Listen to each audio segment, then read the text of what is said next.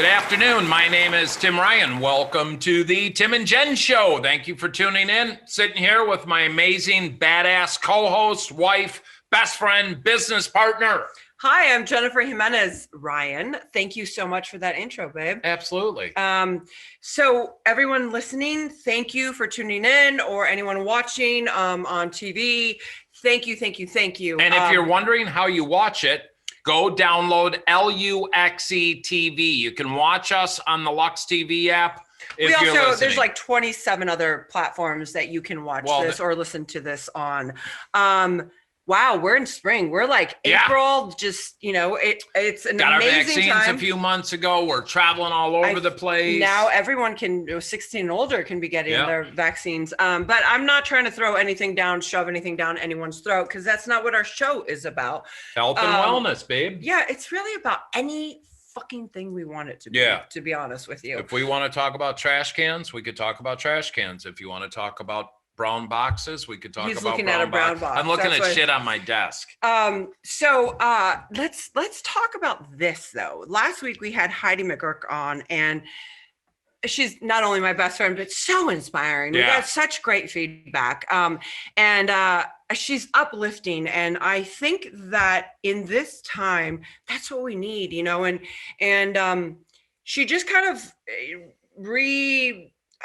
instated in my head, for me, and my translation of everything was that, what are we doing? Are we doing enough to be healthy and taking care of ourselves? And, what used to matter for me, even a year ago or 3 years ago, really has changed, especially after COVID and stuff. Like, ultimately, like, I just want to be happy, and I want to be happy and healthy with you. Like, everything else is irrelevant to me.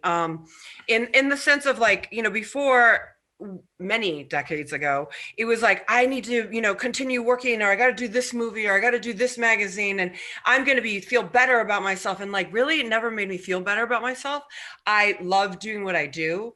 I've loved doing all the things I've done, but ultimately, I just want to be happy. And that's one of the things I said to you when I first met you, is that I had just figured this out, that I chose to live the next half of my life happy. And figuring that out. And, ultimately, like, when all is said and done, like, have I done, like, I don't get to take all the material. You can't take anything with you. It's what's your dash going to read.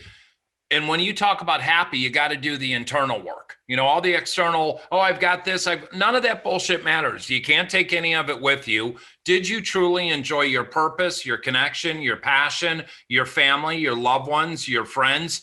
Did you do what you were put on this planet to do? And if you're stuck, change it. But see, that's been my question throughout my lifetime. Until I showed up. What is my purpose? And some people may still question that for themselves. And you get to figure it out. You'll just feel it. You'll feel it in your gut. Like, you just know about it. And I mean, I especially because I just celebrated a birthday. I'm 40s are interesting, because I remember a couple of weeks ago when we were in Florida and we were having dinner with everyone.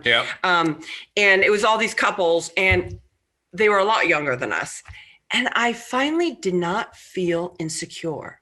I know people might say, like, oh my God, what are you talking about? Like, how do you insecure? How could you feel that? Or why would you not feel insecure? I just felt like I was okay. And I've been feeling like that ever since. Like, there's more comfort in my skin. Well, that's the way it needs to be. And talking about what? I'm really excited before you go and do the intro. I do got to say, talking about comfort in my own skin, women, we suffer from that a lot. And it's so important to have a posse of women that you feel like you bring up and they bring you up. And our next guest is someone who is just, I'm in awe of. I love her, and she brings me up, and I lift her up, and I'm honored to call her my friend. Our next guest, stumbled into my world probably 4 or 5 years ago. We've done some events together. She fucking loves you. I remember when you talked about her at first to me back in the day, you were like, oh my God, you're going to love this girl. Yeah. Amanda, the badass. She's a best-selling author, recovering drug addict, the voice behind Addict Chick, but she also just came out with the second book, Uncaged. In a world where addiction is stigmatized and addicts are considered a scar on society, she chose to recover out loud and across all social media. I normally do this at the end of the show, but just look on social media, Instagram, Facebook, Addict Chick on all things, and you will find her. Amanda, welcome to the show. Hi, Amanda. I love you guys. How are you? Thank you for doing the show. Of course. I'm so excited to be here. You know how much I love you guys. I'm just like happy to be here. Well, we love you. And I cannot believe that you asked me to write the foreword of your book. Like, that was such an honor. Like, seriously, fangirling. I was so excited to have you do that. Like, I mean, like in the recovery like world, you're like, you know, who we aspire to be. You know, you've been sober forever, and you know, so many women look up to you, and you're like freaking famous. And I love you.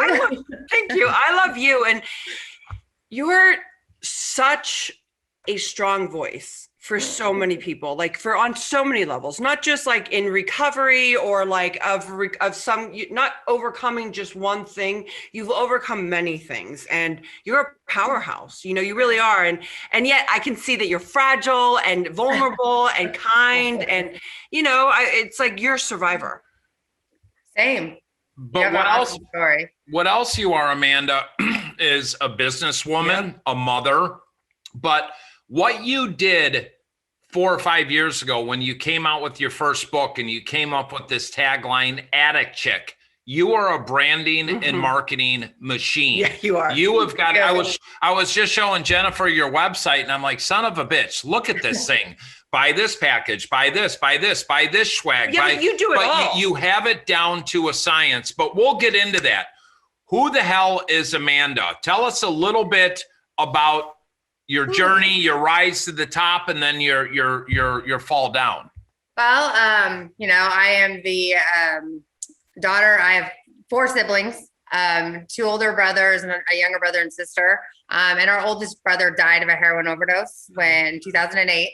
But I grew up like in a family of addiction. All my siblings, besides my sister, are addicts. My father is an alcoholic, drug addict, died of alcoholism. But I thought to myself, like, I don't ever want to be like my family. So I never did drugs, didn't drink, went to college, got a job, got married, had a child, you know, did all the normal stuff. And, but then when I was 34, I made one mistake. You know, I made a bad choice and was addicted from the very first time. So I met a boy. Always a boy screwing stuff up for us. I mean, always. And, you know, I became an addict, lost everything. I was very successful. I had a very good career in California, Los Angeles, Studio City right there on Laurel Canyon and Ventura Boulevard. Wow. My office, I worked there for 5 years. And anyway, so I lost everything, you know, went from having everything to having absolutely nothing and being homeless, like on the streets, homeless. In LA? No, I was in Dallas. Okay. Wow. I can't even believe. So I mean, what does it go from being married to having a career that you excelled at? How quickly from the career to being homeless was it? Well, I had my career for 13 years. I met the boy, and within 6 months, I had lost everything. Everything. You know, the kid, the house, the job, everything. So I was, you know, and I had never done drugs, you know, I didn't have that experience, and I had no buildup or no experience living on the streets. I have to say I was a pretty terrible person too. I mean, I wasn't horrible, but I also had no empathy for drug addicts. I was that person that was like, why don't they just quit? Like, you know, why didn't my brother just quit? Why doesn't my dad just quit? You know, I'd see a homeless person and I'd be like, the person really like, I'd be like, get an effing job. That's what I would say to them. I mean, I was not a nice person, but I was wealthy, successful, self-made 100%. And I was miserable. You know, I was not a present parent. I was really just addicted to my job and making money and success. So I wasn't happy in that life either before dope. And, you know, my kid was raised with a nanny. Like, I wasn't present in his life. Anyway, so the drug addiction was the best thing that could have ever happened to me, because on this side of it, I am humble. I appreciate my life. I love my kid. I'm so like present in his life, and I'm just a better person now because of the addiction. You know, I mean, I wanted to say, first of all, when you said homeless, I went, oh my God, I can't believe that. Like, I can't believe that because I know you personally, like that's the journey you took. It's not that I can't believe it, because that's what happens, right? Like Right. we end up, falling, on the floor, like face forward. Like, it's awesome. Right. Like the journey that we have when we're in addiction. Absolutely. But it's interesting when you talk about all this, because it's almost like talking about somebody I personally don't even know, because I've never seen that side of you. But it's weird that we do things like where we succeed. We do things for, success. You rose above, right? Like you weren't like the rest of your family, although we're suppressing so much inside. So you build this whole like almost alter ego, or like this defense that you became successful. Right. And you got it all, but yet inside there's that hole, that void that just gets bigger and bigger and bigger. At least for me, it did. No, you're absolutely right. Like, I mean, success didn't make me happy. Money didn't make me happy. Recognition didn't make me happy. None of those things made me happy. Right. I'm a victim of a sexual assault when I was younger, a traumatic, ongoing sexual assault, violent. So, growing up, I never resolved those issues, never did anything about that. And, now I know, looking back, obviously that had a huge effect on the person that I became and the choices that I made. And, because how else at, 34 would I decide that, I love this boy so much that I was going to let him put a needle in my arm before I'd even smoked a bowl of dope or whatever you want. So I want the listeners to understand here. You'd never done any drugs in your life. And the first time you did drugs, you let a man put a needle in your arm. Yeah. Of course you're going to be fucking addicted. From the first, and I knew it though, like I knew this was going to happen because I'd seen it. Like I've been watching this, but that's, the drugs weren't my problem. Love and men, and maybe not love, but my desire to be loved was so important and paramount in my mind that I wanted to be with him so bad that I let him do that so that I could be with him. So wait, let me say something. Sorry. Go ahead. Well, I love you guys together so much. Well, I was going to say, if she hasn't listened to Heidi's podcast, listen to it. Yeah, no, but what I was going to say is that like, you just reminded me of some things for me that I remember, and I can't even believe that it just came so clear as you were talking. So a lot of times people are like, oh, did you have a sex addiction problem? Well, okay, maybe, but or yes or no or whatever. It's not that I was addicted to sex. I was addicted to love, and I was addicted to anybody like me. If you liked me, then maybe I would like me. If you love me, then maybe I would love me. Like, and yes, there's so many things underneath. Like dad wasn't around. Of course, my dad was amazing. Like when he was around, but there's so many things that underneath us and layers that we need to uncover, discover, and discard. And I don't say that just for somebody who's in recovery. I say that for every human being out there, or anyone out there listening. There's so many reasons. Like and it's kind of like I started today with the conversation before we brought you on, was what I thought success, like I didn't want to be, I thought I was gonna be a counselor when I was a kid. Like I got discovered, I get it. And like my life changed, but I used to think that if I got success, then I was enough. If I got this, then maybe I was enough. Like has nothing to do with the outside shit. I am enough no matter what. But it took me many, many years, to figure that out. And so much so that like now, 3 weeks ago, I finally felt comfortable in my own skin and was like, I'm with my husband, we're at dinner. I don't have to try to be anything I'm not. Like that was crazy. Like for me, like listening to you talk about that. And I guess maybe that comes with age because, now I'm, in my mid 30s or 40s, I'm sorry, mid 40s, but like, I do feel more confident and comfortable and less insecure about everything. And I don't know if it's because of the age and it comes with experience and, life, or just that I've gotten much, much better, like my mentally, I'm you don't have the facade going on. No, but Amanda, I want to bring up a scenario. You've known me for 4 or 5 years. We've done events together. You saw me then, but now you see me with Jennifer. What she brought to me was, I finally I was getting out of that awful relationship. I met Jen, I was partnering up for business. That was it. I wasn't looking to fall in love again and get married. And I'm happier than I've ever been, but she taught me how to say no, how to cut toxic people out, how to see a therapist. We do couples therapy. We do individual therapy. How to become a better person for myself, to be a better husband to her, a better father to my kids, a better friend to my friends, but not let people take advantage of me anymore. Well, I love you guys together because it's almost like you're finally with somebody that like adds to your life instead of sucks you dry. You guys are a really great team. And, you know, you're so like on fire for recovery and helping people, but she's like your perfect partner. I have to say though, like, you know, you have like inspired hope in men all over the world, because if Tim can get a chick like you, every dude is like, I can land a chick like Jennifer, you know? So I will say I got a buddy of mine, Mick, who's from Australia. And I met Mick 20 years ago at West Coast Shoppers at these parties Jesse James had put on. But anytime he sees a picture of Jennifer and I on Facebook, he's like, leveling up, Tim. Good job. Exactly. You know? But you we know, were all shocked.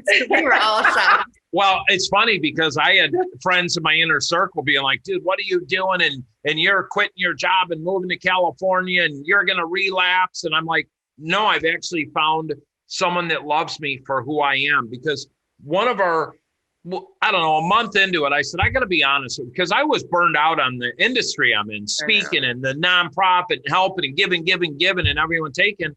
But I asked Jen, I sat her down, we're having dinner. I said, let me ask you a question, because I wanted to see if she really loved me. I said, if I walked away from everything and opened a pizza restaurant in the middle of Iowa, she said, I'd be right there by your side. If you want to do that, let's go do it. And I knew right there and then she's the real deal. You know, and I love you so much. I love you. Oh my God, you know, you know, thanks, babe. You know, it's interesting because I think we recently just talked about this. Like when I met Tim, like I can see things. I got that spidey weird sense, you know, and I can see and feel things. And I was looking at him and I was like, this man is so tormented. Like he's so like struggling with so many things. And finally I said to him, you know, you can stay stuck or you can jump and believe the net will catch and come to the light where I am. But it took me so long to get to that place. Right. Right. But what I saw in Tim was that if he didn't change his life within 6 to 9 months or a year, he'd like relapse or he would blow his brains out. And then talking months later, he was like, you know, with you, I realized that I was going to blow my brains out. And like, I don't even say that lightly. I think there's some serious, that's serious. Like, we get so wound up and tired and sick and tired and don't change. And we either fall hard or we kill ourselves. You know what I mean? Like that's some serious shit there. Like, and yet he has the face of, you know, the charm and this and that. And he's doing his Tim Ryan thing. Like, there's severity right there with that. Well, and to be able to talk about that is even more powerful. I needed to. I mean, I was in a relationship for all the wrong reasons because I had a kid, which I should have walked away from years ago because my daughter's fine. We just had her a few weeks ago. You know, and Florida, right? Yeah, that was awesome. But you have helped me get more tools outside of spirituality and 12 steps to be a better person and to learn to love myself more, because I got the toxic mothers and fathers that would call me and my kid relapsed again. You got to do this. Okay, what can I do? Fuck. I've worked with your kid 8 times. I can't help you anymore. You won't take my suggestions. And, you know, I learned to shut people down and my time is valuable. This thing would never shut off. You know, 8 o'clock at night, I turn it off. I don't answer it. It can wait till tomorrow, you know, but I've learned to do different things. So anyhow, let's get back to Amanda. Someone like Tim or myself, like we've been very open about our lives. And like, here you are, and you came in and you've changed the game. Out of the gate. You know, you like blah. And it's like, it's very powerful to see a woman have no shame and be very like, and talk about all these things from weight to bad relationships to drug use to trauma to, and then you decide like, you're so tech savvy and such like an entrepreneur that it's like motivating. I'm like, I just want you to come and be with us for like a month and help me. I would. You're so good at all this stuff. Like, what made you want to recover out loud? Yeah. My brain is such a weird place to be sometimes. Like it always is going. And I love to learn, right? Like it's like my obsession. Like, want to write a book? Let me figure out how to do that. Let me figure out how to publish it. Let me figure out how to market it. all of those things. But when I wrote the first book, that started Sex, Drugs, and Rock and Roll started in rehab. I went to Promises in Austin, and my therapist was like, you should write this down, because I was freaking out, right? You're starting to feel the emotions for the first time. And I was devastated, shame. Like, I lost my kid, I lost everything for a guy that I ultimately realized, he put a needle in my arm, and I've given up everything, and he went to prison and I was alone and hurt so many people. Right. And so when I wrote the book, it started off as a form of therapy, trying to get it out there. And then I started blogging about it on Facebook, just writing like a post, and people would be like, oh my God, that was my story too. Or, I can relate. And so then it turned into a book, and I published it, and I was so proud, right? I was like, I just wrote a freaking book. I'm so proud of myself. I wrote it on my phone, by the way, the actual text. Yes. Because I didn't have a laptop at first, right? I was poor. Wow. Wow. Yeah. So the note section, the original note section. So there was no punctuation, nothing. And then I uploaded it to Word and figured out how to get it published. And anyway, and then the reviews started coming in, right? And I'm just going to go ahead and mention a few of them, because I was devastated. Because I do talk about them in the second book, right? So, and this is me being honest. So if anybody that is watching this picks up the first book, I would like for you to recognize that the book was written before there was any recovery in my life, before there was any therapy for sexual trauma. So this is written from somebody who hadn't gotten any help, and I was very sick still. But basically, they talked about how it wasn't a recovery book, that I glorified sex, that I glamorized sex, that nobody thought I would stay clean. They made me want, everybody said they wanted to bang other people when they read my book.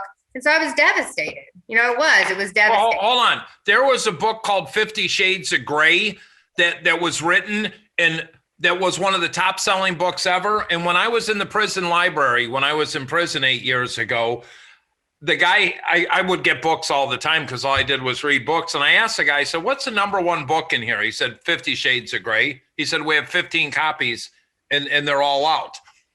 You wrote a book. Who gives a shit what other people think, Amanda? Well, Who cares? I want to be just very, very transparent. I wrote, if you read it, that's where I was at the time, right? But 5 years later, when I write the second book, I go back, and the way that I think of my addiction now is far different. I did glamorize sex in that book. I did talk about sex so much, because I was poor also, and I needed to sell books. And let's just be honest, I was trying to make money. That's the truth.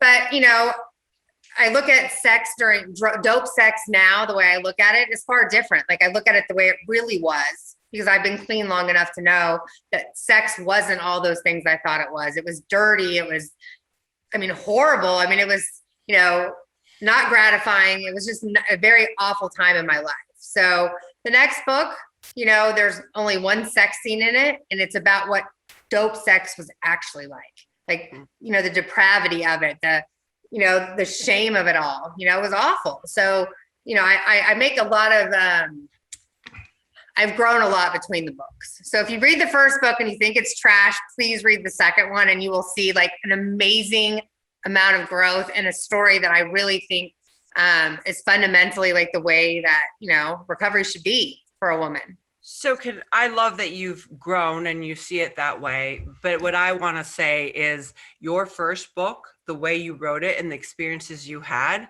those are your experiences. And that's the way your story doesn't change. Your perception may. Exactly. That's exactly right. Very powerful about you saying that you've overcome sexual assault at a young age. And we tend to act out until we deal with those issues. So there's nothing wrong, whether you acted out or not. You are who you are, and you're here right now, and you've changed, and you have a different foundation. And I want to say, for anyone who had written those bad things about you or said anything negative, you go write a motherfucking book. And secondly, go kick rocks. Okay. And I say it. I want you to explain something, and don't get mad at me if I say this wrong. But you've shared the story of, I think it was your sponsor had said you're a whore. and you said, what do you mean I'm a whore? Okay. Explain so I this. wasn't allowed to, in early recovery, I wasn't allowed to hug men. And so I couldn't do it for 2 months. It lasted like 8.5 months or something like that. And so my sponsor and I had a meeting one day, and there's an old man. He was 90. I'm not kidding you. He was like 80 something, like late 80s, early 90s. And he was in a wheelchair, and he's like, hi. And I was like, hi, Gramps. And I hugged him. My sponsor's standing there, and she was looking at me, and I was like, what? She's like, yeah, hugged a man. And I was like, sponsor, he's 90 and dying. Come on. She's like, your problem is you hug him like you want to fuck him. And I was like, oh, she goes, let me teach you how to use your words, your brain, your skills, your talent. Let me teach you how to be a woman. It went on and on and on. And I was like, okay. And she taught me how to be that. And then she goes, oh, and put a motherfucking nickel in between your knees. And I was like, what? I did it. I got it. And I wasn't supposed to be in a relationship or have sex or act out. And she said, I'm going to get ready to dig deep and get pen and paper. I couldn't wear makeup in meetings. I had field D mask, like anything sensual. Like I didn't use my sensuality anymore. So now I can hug men, and it's like, I don't hug them like I want to sleep with them. Like I just hug them. Right. Like, and I have that power now because us women have a lot of power, but I didn't know that. No one taught me that. You know, I was just an object. That's how I was portrayed as a model, you know, and I was a hanger, really not an object. I was a hanger, which is even worse. And that my voice never mattered. And a lot of women, even today growing up, we feel like our voices don't matter, but they do. Agree. And one of the things I do remember, and this is what I wanted to say about your book and like you reading the comments and stuff. When I first did Sober House, it was so different than doing a movie or a modeling. Like movies, people would love my character, right? Or they love the movie, or they didn't like my character, whatever it was. But with reality shows, I was like, I had no idea what I was coming into. Like, and I remember Andy Dick said, remember when you walk in a room, 80 people will know you and only 20% of them will come up to you if there's a room of 100 people. And I'm like, what? I had no idea that people thought they knew me, right? By doing reality shows. And so people would come up to me and they start telling me all their secrets. And I'm like, wait. And so they would touch me and I'd feel really like the negative energy or their pain. And I finally had to hold people's hands and like take my pain, my power back. Right. But they told me never, the first show was coming out. They said, never, ever, ever, whatever you do not go on the VH1 blog. Do not read one thing. So of course, what did I do? I went on to the VH1 blog and I read the first comment the minute the show came out. And they're like, fat cunt bitch, I hope she explodes, like that. I mean, it was like nonstop bashing, right? Yeah. And I'm like, wait, what? Like, I took it so personal, right? Now I don't give a shit what people write about me, you know? So like, let me ask you, Amanda, when Addict Chick came out, and that's your brand and all that, your first book, Sex, Drugs, and Rock and Roll, did you get hate? Outside? Yes, I got annihilated. I mean, you know, in the support that I had at the time, people kind of turned against me because I didn't think I should be public about my addiction. I'm sorry. It was devastating, you know, and I was just trying to be honest, like, and that works for me. Like for me, like recovery for me is to be honest and to be open and to share like the pain with other women, specifically women. Like I feel like I relate most with women. This has nothing to do with men or sexualizing anything, but like, you know, for the last year, my whole life, I've never done this. I decided not to date, right? Freaking crazy shit, right? I mean, no sex, nothing. Good. This is the longest I've ever gone. And it's the same way. I started out like, I'm just going to see if I can do this for like a month. You know, don't talk to guys. Don't try to get into a relationship. Don't worry about love. And like the most extraordinary thing has happened this year. Like the best year of my whole life. I wrote the book, you know, a million other opportunities have come. My relationship with my son has like grown by leaps and bounds. Is your son live with you? Yeah, he's upstairs. Yeah. Yes. His dad lives right down the street. He just goes back. Did you purchase a house? I did purchase a house by myself. I mean, come on, Amanda. So you know what? Congratulations. Here's what happens. We get caught up on, people said this about my book or this, or they judge me. I got judged too. People either liked him, they like Tim Ryan, or they don't. Right. And you know what I learned, and you were very helpful, Jen. I don't give a fuck. I know. None of these fucking people pay my bills. You know, nobody help pays my kids. bills. Make sure my mom and dad, my mother-in-law's okay, my brother, none of them. I don't give a shit. I really don't either. So if you look at me, but this is through trial and error. Whoever's listening to this. So from where I was 5 years ago and you, Amanda, to where I am now and to where you are now and to where you are, if you watch me, the people we knew, and I don't talk to 95% of the people. I don't want anything to do with them. Me too. I mean, honestly, you're right. Like, I don't care what anybody thinks about me. I don't look at the reviews. I don't look at the blog. To me, it doesn't matter because none of that changes who I am, right? Like, I know what my intentions are. I know, that I'm a good person and I'm trying to do the right things. I'm a much better person than I've ever been in my life as far as like, morality and, I'm a kind person. I don't get involved in drama. So like in the recovery online world, that would have to be probably the best thing I've ever done, is that I don't get involved in drama. I don't look at pages where people are talking crap about me. I don't engage or even entertain drama with anybody. And I've never had a problem on social media, not even once, because I don't engage with them. Like, period, doesn't matter. I don't care what you say. So it's hard though. Like, I've heard that people say that to me. And I'm like, don't tell me. I don't care. Like, I don't care who posted about me. But these people are irrelevant and they're not doing anything. And whether you know it or not, your books have helped people. They spark conversations. They get people to talk about uncomfortable things. You have a crazy following. You really do. Well, I have to say, you were talking about 50 Shades of Grey. The Bible is actually the most sold book in the prison system, followed by 50 Shades of Grey, followed by Addict Chick. Really? Amazing. It is worth a lot of money, like a whole pack of cigarettes in prison, apparently. I get letters from people in prison telling me, asking for book, or, hey, I've been waiting almost 2 years on like a wait list for this book, and people trade it. And I'm like, oh my God. But that's a big deal. It's cool. I mean, it's kind of a cool little thing, I'll share a quick story. There was a mother that I had helped her daughter or something. And I think I was out here filming 3 years ago, the Doctor's TV show, and the lady lived close and she said, can I come meet you? I want to do something special. But she had to meet me at like 4 p.m. I'm like, okay. She shows up and her daughter calls her from Cook County Jail in Chicago. She's in jail. And I can hear her daughter say, Tim Ryan's on the phone. And I can hear the entire deck cheering and clapping because they had all read my book. And this girl was getting out and going to treatment, and she's still sober today. That's amazing. You don't realize how that book touches people and gives them, because I've been to prison twice, and all I had was to get lost in books. Right. And it takes you out of that cell and everything. So right there, your mission's a fucking success, and I commend you for it. I do. Those are like my favorite stories, because I get letters or I get messages like, hey, I read your book in jail and I got out, and I'm like, if she can do it, then I can do this. Because that's like my message, right? Like, we're starting in the negative when you come back from addiction, your credit's fucked. Sorry, I don't mean to curse. Sorry. Okay, don't say whatever the fuck you want. No, that's me and a God thing. I'm trying to clean up my mouth.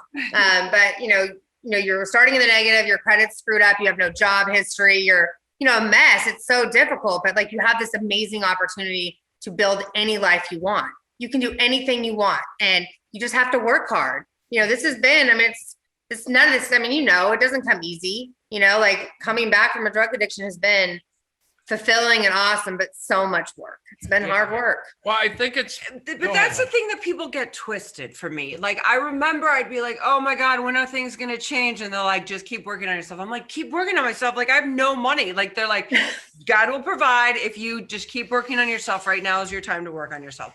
2.5 years I was unemployable in my sobriety, 2.5 years, in the first 2.5 years. And all I did was do the work. And then I continuously still do the work, but people don't understand. You can't go from A to Z. Like, you have to do B and C and D and E. Like, you have to take all these steps of doing the work. And that means maybe internally, I know for sure, actually internally doing the work. If you do not get better from the inside, the outsides will all fall apart. And I know that firsthand. Every time I got sober, I'd clean up and go right back to my thing, right? And I'd fall from grace again, and I think having a power greater than you, that you and I both call baby Jesus, really has helped immensely, and it's something bigger. I remember my sponsor would be like, you got to just can you believe in something bigger than yourself? I don't give a shit what it is, as long as it's not Right. you, a doorknob, whatever, you know, and they always say doorknob. And I'd be like, whatever, okay. And I'd look at plants. She would make me throughout the years, look at plants. And she's like, watch them breathe. You don't make them breathe. I'm like, plants? What? Now I walk by and I look at trees when I take walks by myself. Like, You and talk I see to all the this. squirrels. Yeah, and all he's that. like, I love you so much. but what I'm I saying to love you is that, like, if I don't believe in something bigger than me, then I'm doomed. So I want to add something in though. You said it's about working hard. Yeah, I think it's about working smarter Oh, who taught you that? and surrounding yourself with people that will friggin' empower you, not just for us in the 12-step community or whatever. Business, you know, I don't even like the word sponsor. I like the word mentor. Surround yourself with people that have something you want. And when we speak in high schools and colleges, you're a product of the 5 people you associate with. So if you're hanging out with 5 people that are, you know, bullying on the internet or talking shit about other people, they're talking shit about you. Yeah. You're hanging around with people that have successful businesses, Sam, that you can learn from and stuff. Of course you're going to be successful because they empower you and pick you up and believe in yourself. But no, it's not easy coming from addiction to where you're at now. Well, speaking of work, guess who I'm working with now? Who would that be? Who's one of your most favorite humans in the whole world? Andrew Hagar. Hell yes. We are finally working together again. That I'm is super excited. Yes. Andrew is, I talk to him probably 5 times a week. I know he loves you so much. Yeah, He's got such a good heart. He is he's one of my best friends, but you know, talk about a people pleaser. I mean, I work with him a lot on learning to empower himself and to say no. And I got 18 speaking events. How many are you getting paid for? 1. How much? $250. Dude, you got to learn to say no. Well, you know, for him now, he has a stack of my business cards. So when somebody asks him for an event, I'm like, hand him my card and have them contact me because I run your schedule now, right? So I know where you're at so that I know when we need you, that we don't overbook and that you spend time with your family. You know, like you need to make sure that you're spending time with your family. That's the most important thing. Are you able to talk about what you guys are up to? What are you working on? Well, the most amazing opportunity came up for both of us right here in our own backyard in Kentucky. We're going to be opening up a state or Medicaid facility. So a state-funded program. State-funded, yes. So that is congratulations. That's the goal, right? Like, you know, it's so hard to help everybody, and now we're going to be able to help everybody, and that's like. You know, Amanda, it's amazing. interesting because me coming from working in treatment for 5 of the 7 years I've been in this, I haven't worked in treatment for a year and a half now. But all the calls, and I still get a ton. I have no insurance or I have state insurance. Right. And what you guys are building there is going to be life-changing for tens of thousands of people over the next years. I'm so excited. It's like my life's work finally culminated in this moment. Like I love being an author. I love all the other things that I do, but this, like on the ground, being able to help people is going to be, you know, like the best thing I've ever done in my life. Well, even though, like, I feel like you probably get a lot of calls on people wanting help or like relating to you. Right. What I found that what I was doing before getting together with Tim was so different than what I'm doing now. And I don't know if I necessarily like doing certain things that I want to change certain things that I'm doing because I came from a different way where it was just one way. I speak, I talk, I'm on TV or I run on TV, I do these things. And then it was like, I was in the trenches no matter what for 7 years before Tim, in the trenches speaking. And it was like amazing. Right. But people, they want, and they take. I know exactly what you're about to say. Yeah. So Tim has it right though. Like cutting off your phone because like it's never ending. Like if you don't put boundaries there, like literally you could be on the phone 24/7, all messages. I mean, I get thousands of messages a week between all my platforms. And you know, the reality is there's just one me. So like I can't, that's just not like where I'm at. I can't do anything. So like, you know, I have created state resource lists for every state that I vet on an annual basis, which means that, you know, if you don't have insurance in Illinois, I have a list, and you've helped me with this for like different states, and they're vetted. So like I've contacted each facility to make sure they're updated. And I have that on a, Dropbox file that anybody can access, everybody. I don't care what treatment center you work for.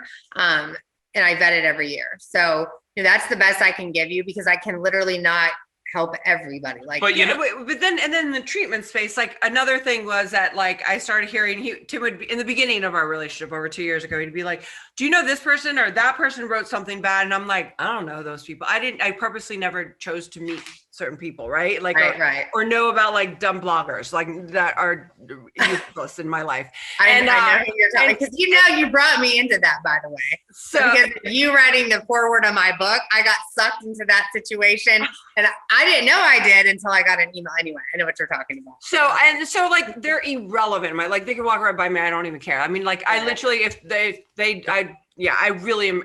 They're irrelevant in my life, and so like all those. That world is something that I've chosen not to be a part of in that sense. Like I do what I do, and I use my voice and my experiences and all this stuff, knowledge I have and all that. And I do my thing with Tim now. And the thing was, though, is that I could find myself getting very drained very easily. And what do you do, though, that for balance? Self-care. Balance and self-care? What do you do? I like to build shit. I love woodworking. I actually built this fireplace that we're looking at right behind us. Come on. Amazing. What? I did. Yes, I did. I built it right in my wall. And the whole mantle and everything? The whole mantle, all of it. So do you have a router and all that? Oh, yes. I have a router, a miter saw. I have all the things. Come on.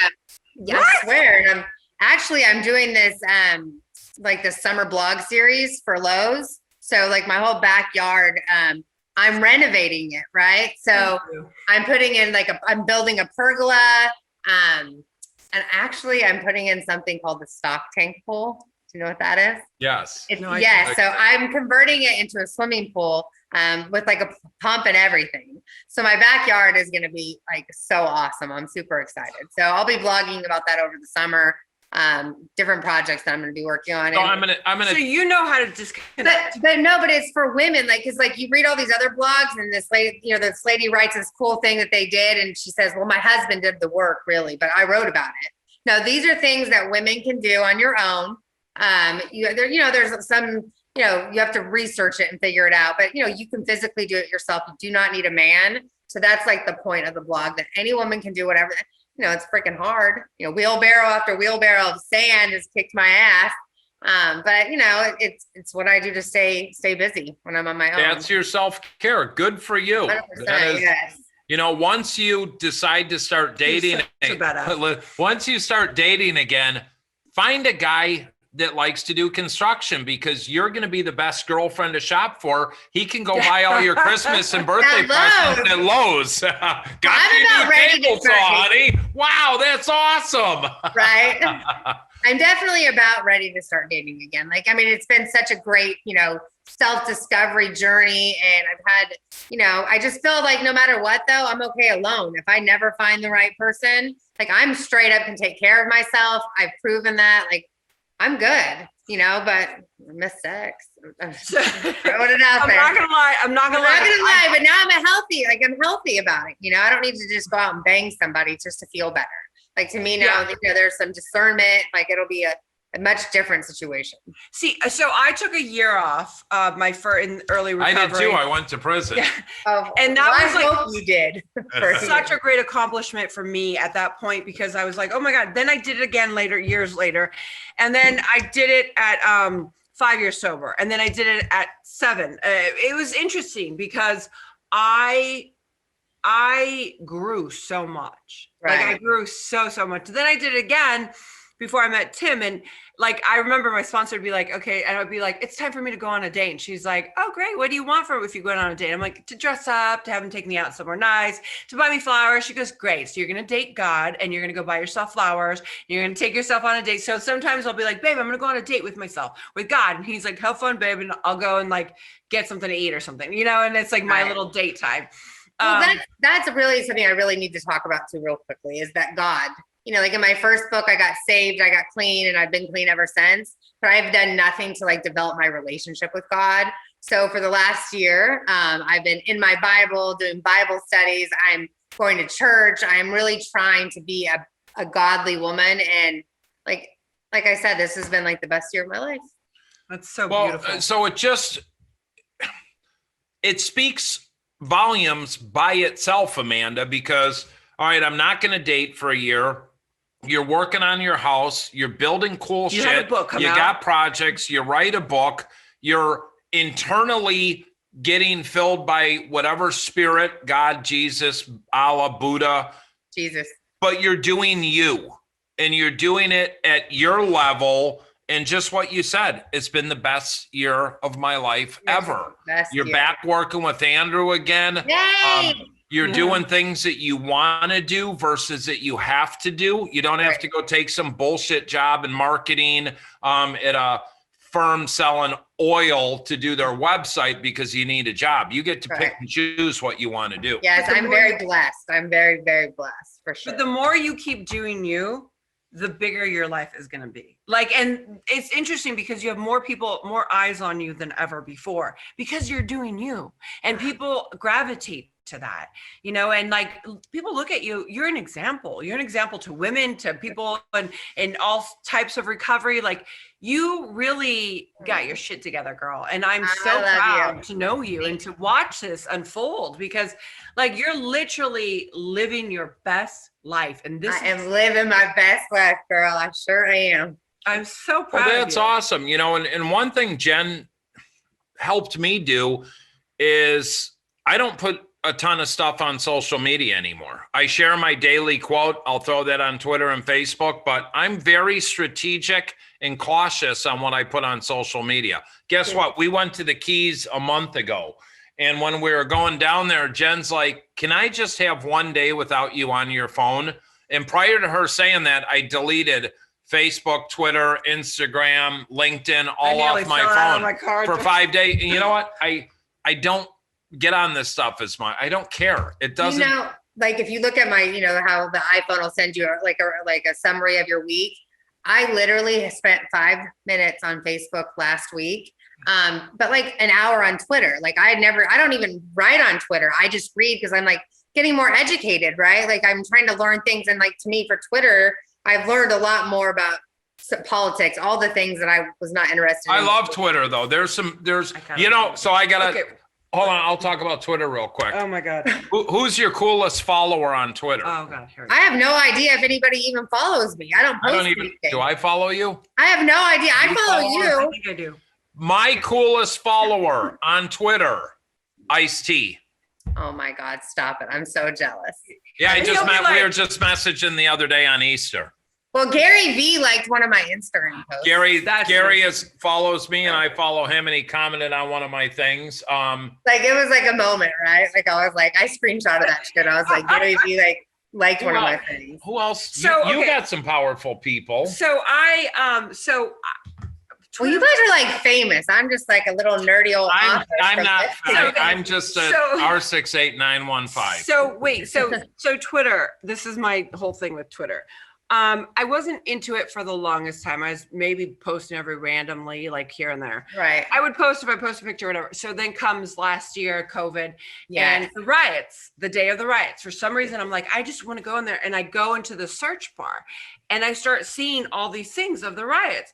And then I look on one and I'm like, okay, why are there big, small? And I'm seeing the letters. I'm like I'm decoding what they're saying.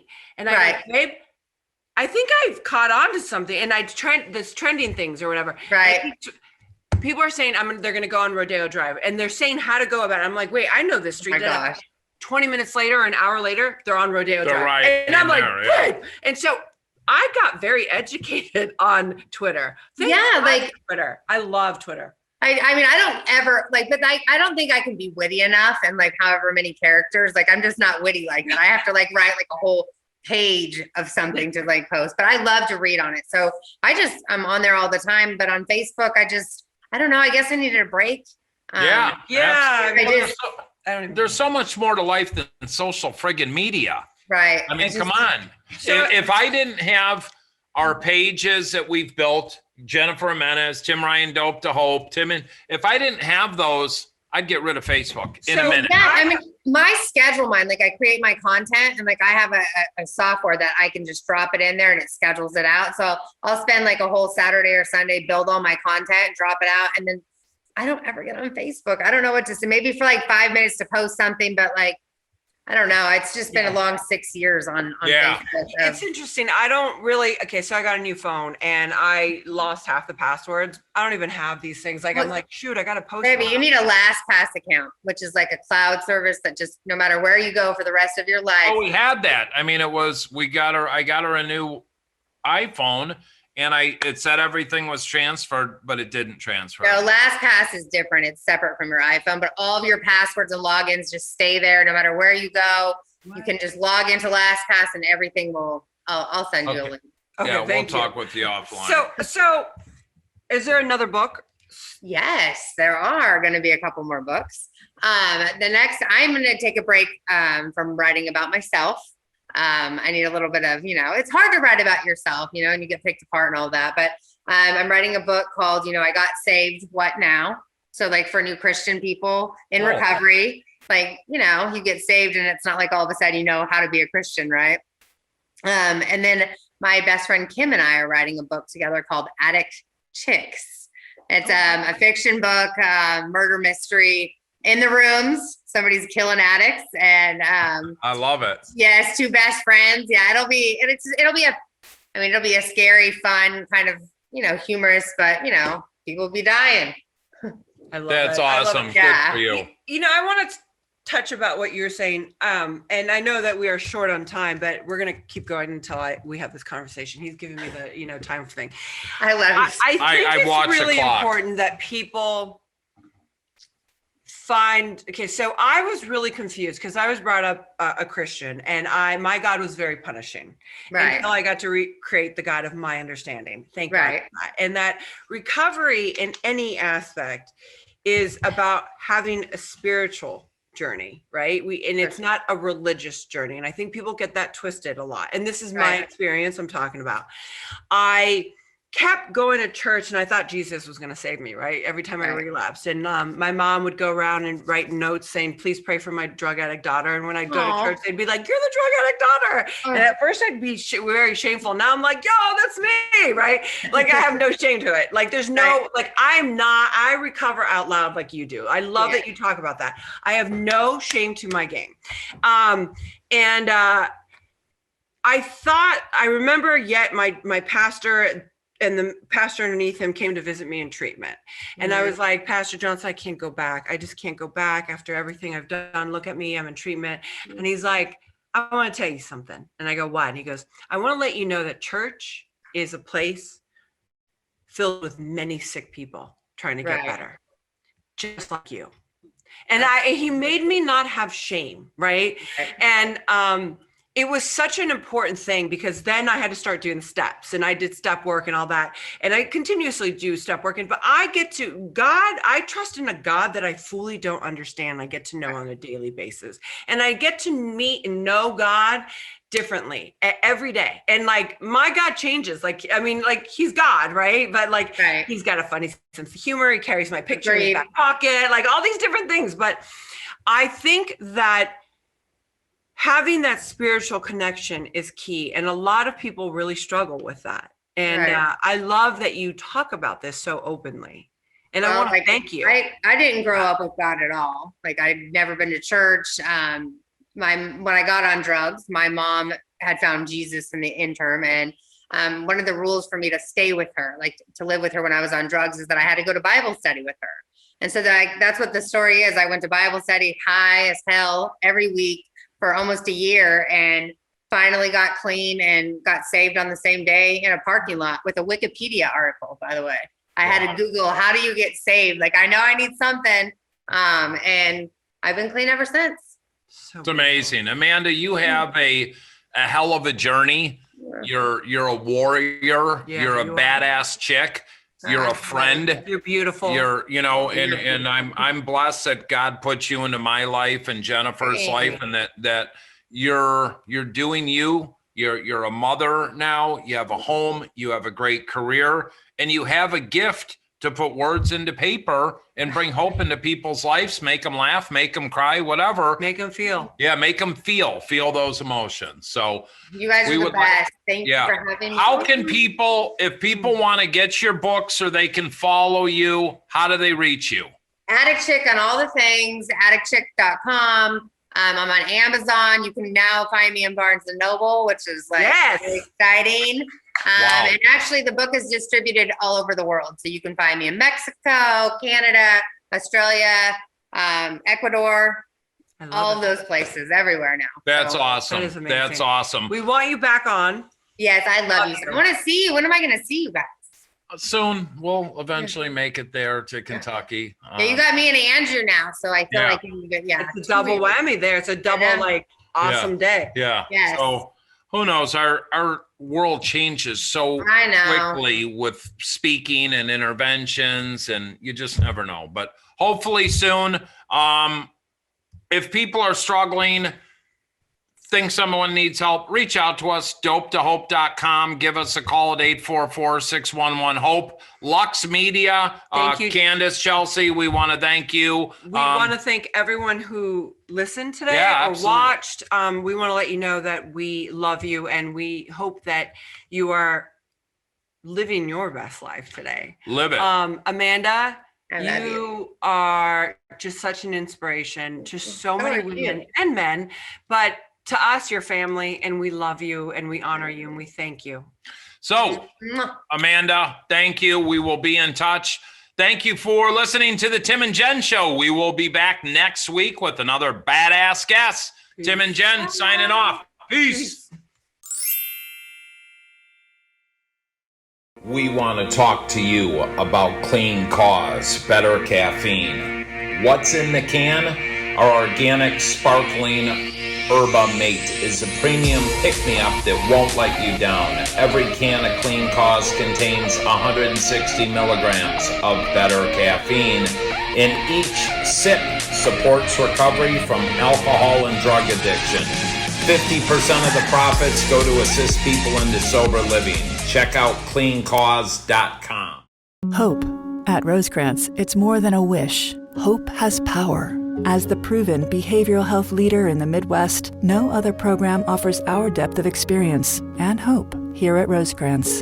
And when someone you love struggles with substance abuse and mental illness, hope plays an important part in recovery. Life's got bigger plans for you. We should know. We're the most trusted name in treatment and the best choice for those who dare to hope. Visit us at rosecrans.org. Life's waiting.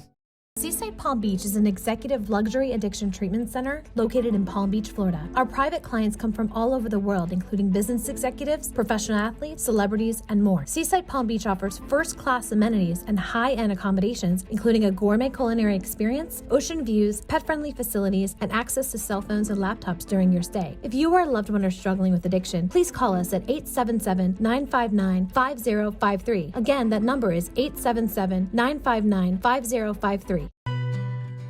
Now, glutathione is a big word, but it's the body's own master antioxidant. So it's a scavenger for free radicals, for bacteria, and what's relevant now, viruses. This is new to the marketplace. There's no other product on the market that has the ingredient NACET. And basically NACET increases the production of that glutathione that is in our body already to strengthen and enhance our immune system and keep it strong. Elevated sense of well-being, supports muscle strength and endurance, cognitive function, powerful liver support, energy,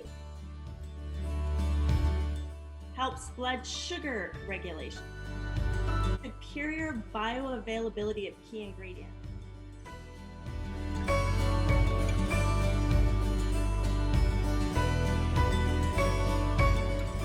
One of your best defenses against COVID is a strong immune system. Taking GSH Plus as a daily supplement does all that. now we have the product out on the marketplace.